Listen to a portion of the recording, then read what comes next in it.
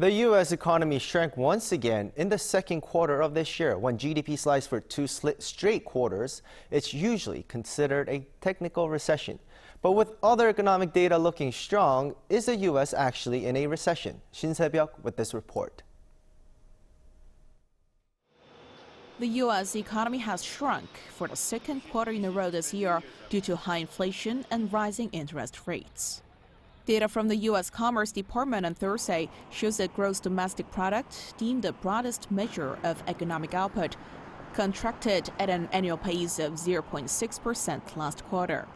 However, the contraction is an upward revision from the previous estimate of a 0.9% decline. Much of the revision came thanks to better data on consumer spending. The two straight quarterly decreases in GDP meet the standard definition of a technical recession. Recessions are defined by two consecutive quarters of negative economic growth and are characterized by high unemployment, low or negative GDP growth, falling income, and slowing retail sales. In the case of the U.S., however, experts say broader measures of economic activity such as solid readings from the labor market, retail sales, and industrial production suggest a slow pace of expansion rather than a downturn.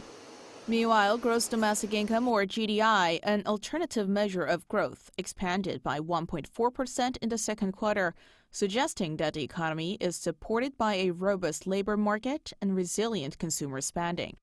Amid mixed signals on the U.S. economy, all eyes are on Fed Chairman Jerome Powell's speech at the annual Economic Policy Conference in Jackson Hole, Wyoming on Friday for the central bank's view on inflation and interest rate policy going forward. Shin Se-byuck, Arirang News.